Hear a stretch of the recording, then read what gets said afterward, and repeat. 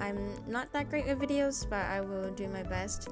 So to start off, just get a curve and a path. Press tab, and for Blender, I've used quite a few shortcuts. So what I would do is RZ90. You see that rotates it on the Z-axis. And then I would press S to shrink it down. And I will not be subdividing this or anything like that. Usually what I like to do is just kind of figure out where the tailbone is and place it the first vertex right there. And if you didn't know this, if you press O, it turns on proportional editing. And what that does, let's say you press G, there's this little circle right here. And if you scroll your mouse wheel, it goes bigger or smaller. And usually when you're starting off, it's really big, so you have to like keep scrolling until you see this circle. And so for that, you can just press G and move it, instead of just, pressing G and you have to move it one by one. And usually what I like to do is try and form the outline of a tail. You know how tail curves and then swoops up. It doesn't have to be anything too fancy yet. So let's say we're going for just like any kind of animal tail. You can do like dog tails with this, cat tails, like all the same method but different ways of creating it. So let's say like this is good right here. And what you want to do next is press Shift A to add, just to add a simple circle. And over here in add circle, you see the vertices is 32. We do not want that. That would be pretty high poly. So you can do 12, 8. I just do something, an even number, just to keep it pretty symmetrical. Let's do like 12 for now. And scale that down to right about there. And then do right click, convert to curve. And what that will do, this curve will copy the shape of the circle right there. So if you go down here to object data properties, you can go down here to bevel object and then find the circle and copy that information. And there you go. What it created was like a mesh that you now can mess with. So if you press tab, and to size this, you just hold Alt and S, and there you go. So changes the size of it. What I want to do though is press Alt and then S, and that's fine if it changes the size of everything. You can just go back here and Alt S this as well to change the size. And to see the mesh as see-through, like I did earlier, just do Alt Z. It'll show you what keys you need to press to activate the shortcut. So toggle X-rays, Alt Z, and then you just scale that down a little to however you like it. Same with here. Let's say I don't want it that thick at the top. And there you go. Now it's starting to look like a tail. And if you're worried about how you make the top appear, you don't have to worry that much. Let's say I wanted to do a cat tail. Let's convert this to a mesh. And then there you go. And then I just create a UV sphere. Usually, so the segments I'll do 12. And let's quickly, well, I forgot one step. Let's quickly count how many ring stars. So 1, 2, 3, 4, 5, 6, 7, 8, 9, 10, 11, 12. So it is 12 by 12. And usually it's important to always count. So 12 by 12. Then scale that down. And to quickly shade mesh, you just scroll down on this scroll wheel. press tab mode to go into edit, and then delete like half of the vertices. Scale it down a little more, right about there, because you want to match this up with this.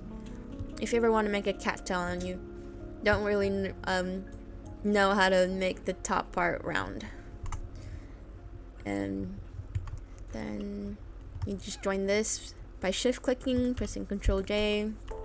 If you're not that experienced with Blender yet, it takes a bit to understand all the shortcuts and all the keys to press to do different commands. And so now that you got the tail and the top, you just shift alt click this line and repeat with this, and you can.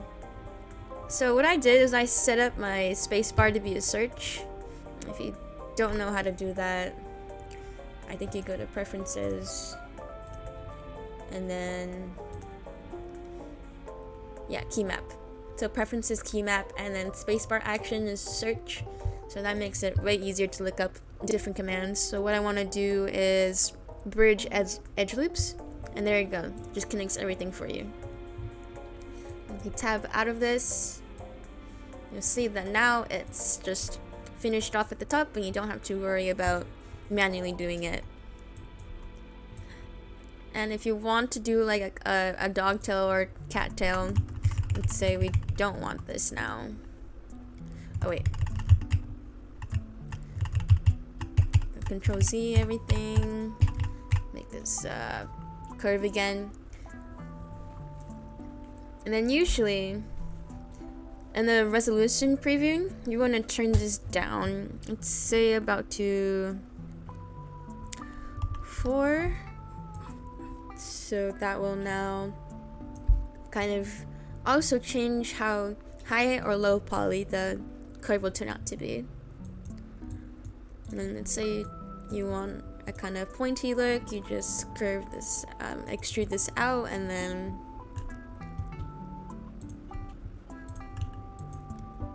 make Alt S to make it really tiny. Doesn't have to, I'm not really trying to make it perfect as this is a tutorial. Just want to make sure you get it all the way. Press tab, convert to mesh, and there you go. You see how I changed the resolution preview, and now it looks a little less high poly. That's what it does when you convert it to a mesh. And at the end, whenever you make this small, you can see that they're like different vertices that aren't attached together. It's normal. What you want to do is just select all of them, go to mesh, clean up, and merge by distance. And there you go. Now everything's all one vertex. And that's how I usually create my dog tails.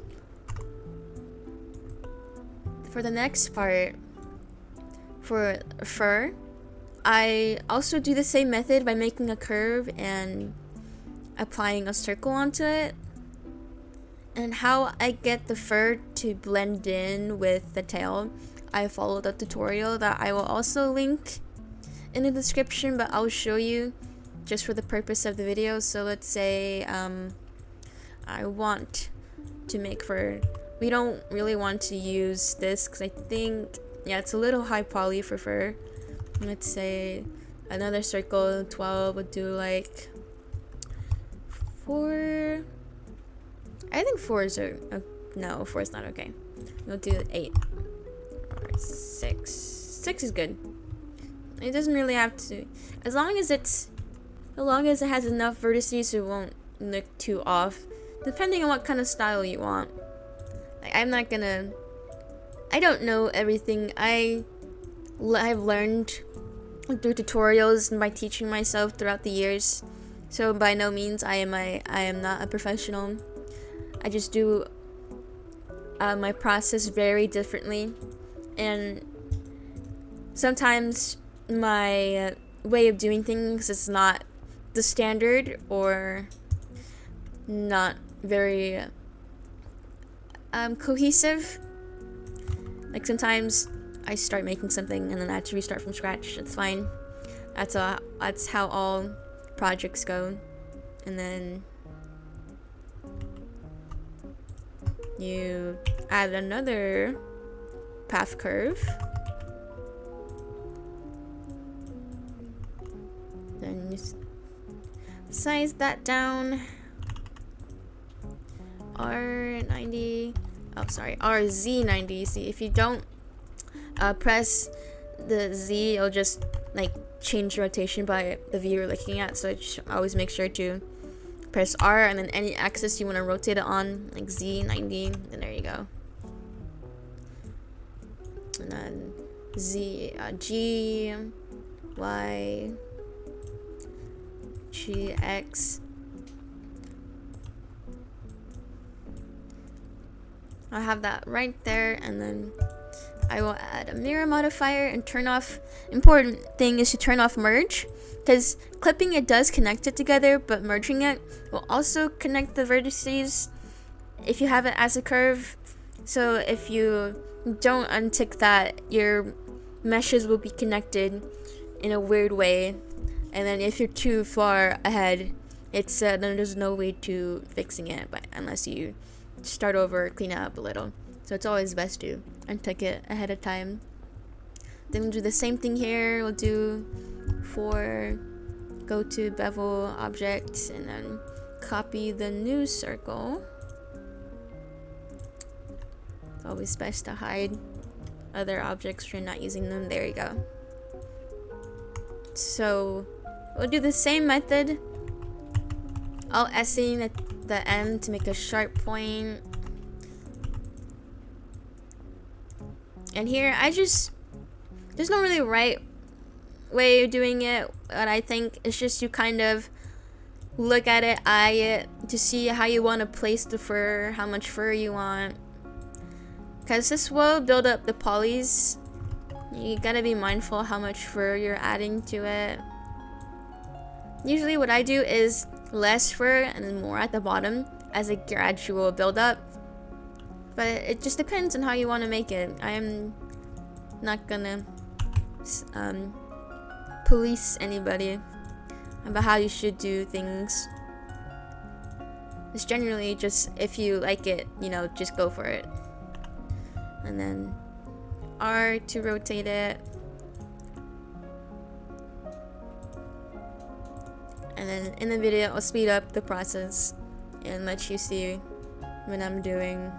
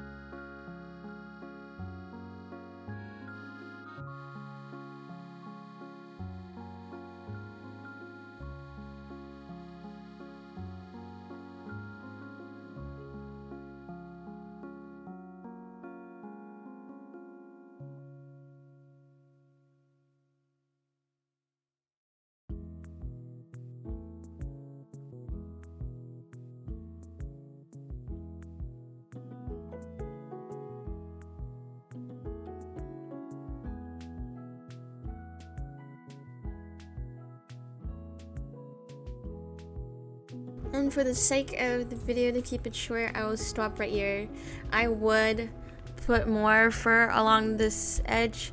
I just quickly want to show you what I do to make the normals match up. Let's say with this layout, you can just merge both of the furs together. And Control J, Tab A, mesh, clean up, merge by distance, and all the tips just become one vertice. go to weight paint. And you can create a group if you want to. I usually don't. Let's just call this smooth. And then up the radius. Turn on symmetry. And oh, that's the blur. And then go right here. And for this, the more red means the more that the normal will be affected.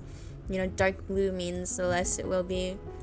Weight painting can be both for normals and for, you know, weight painting, as it's what the purpose is. Then tool, add modifier, data transfer, and then the face corner data. We don't want to forget though, the source will be the tail, and the vertex group will be smooth. And you'll see if I click custom normals, it changes. You see how it's most affected here and not here? That's affected by the weight painting. If you'll see real time. There you go. So do it how you like it, just to get the appearance that the fur and the tail are one mesh. For mapping, I usually like doing nearest face interpolated to make it look smooth. And you can just convert that to mesh. Combine that together. There you go. It will look seamless depending on how you texture it. But usually in this case, in this view mode, they look like they're connected to each other, like seamless normals right here. Then delete this group. And then we want to hide this in the base. And the tail came out to 3,000 polys. And this is a good poly count for a tail. Like, you want to know how many polygons you're making your tail as you go, is you don't want your outcome to be high, but if your workflow is different, then don't mind me. I'm just making sure that your tail doesn't come out to be super high poly, then you spend time decimating it. Add a single bone, we'll make it a hip bone. And in theory, you could just, like, body bases come with armatures, you can just delete the base and then take the armature and use that as the base structure for your tailbones. Usually all of the outcomes are the same but different methods. And then for Shift A, rename this to, Shift A, rename it to tail. And if you're planning on merging other tail assets, you want to differentiate the name. So let's say I want it to be a tail. And so now it won't merge with other armatures and be wonky if you do merge. If you do use cats to merge your assets, because cats will not recognize that this tail has its own armature, because if two tail assets have the same bone names, then they'll just merge as one and the weight painting will be all weird. Then Alt Z, and you can add as many bones as you want. You just gotta keep in mind when you weight paint, it depends on the topology. So usually I just like making it not too many and go along the curve of the tail by pressing E to extrude the bones at the top. There. There you go. Now you got that. And before anything else, you want to make sure that the tail is parented to the hip by pressing Ctrl P, keep offset. There you go. And another tip, press on the tail, press on the armature by shift clicking, Control P, armature deform, so the mesh gets the armature modifier right here. Then click on the armature, then the tail, and when you head into weight paint mode, you can now click on the bones. Symmetry. And so what that will do is create the vertice, and what that will do is create the vertex group on the bone that you're on. And then blur and rinse and repeat.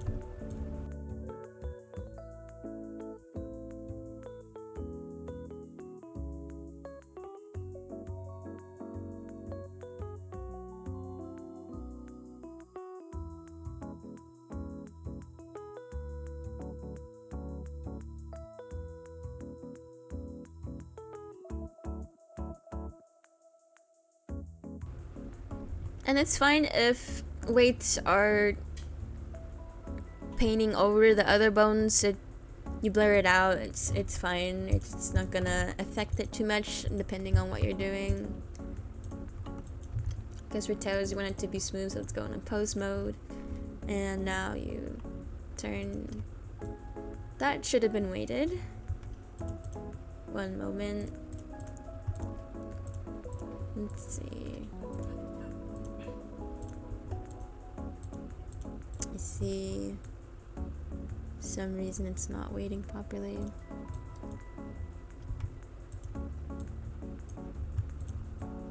There you go.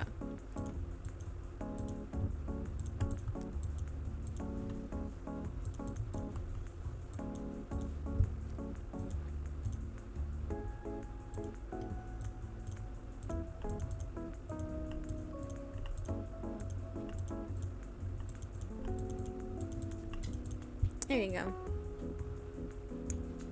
Now your tail is weighted.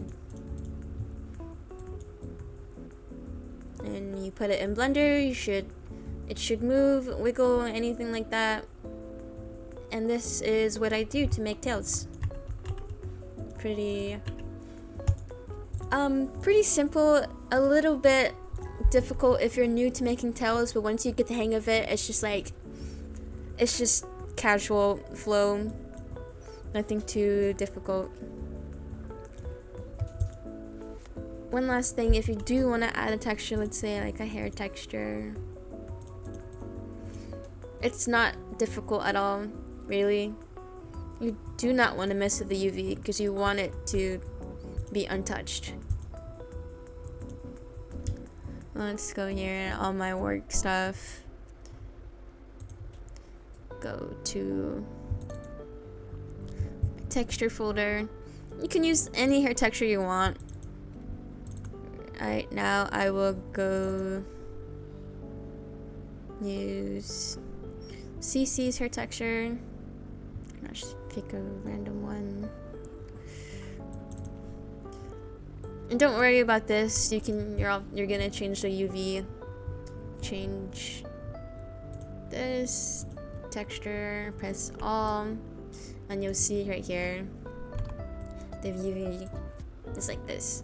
So quickly just adjust it.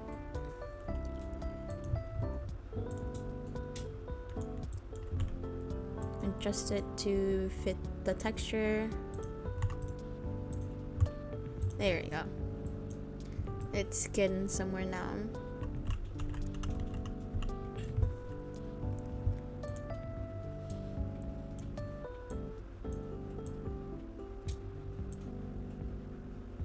There we go.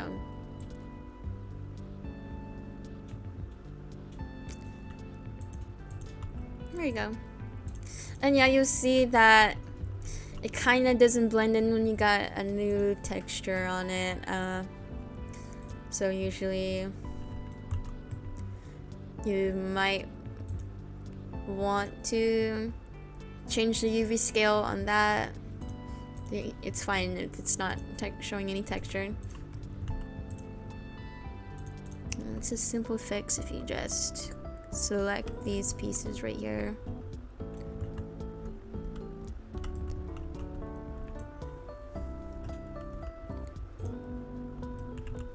say scale that down.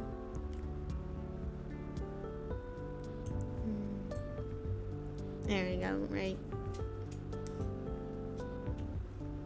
Somewhere around. Just trying to match up the textures. Guess you can say that's good. Right around there.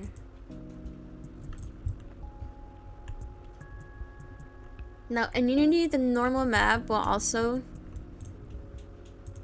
or the normals I should say, should still be the same.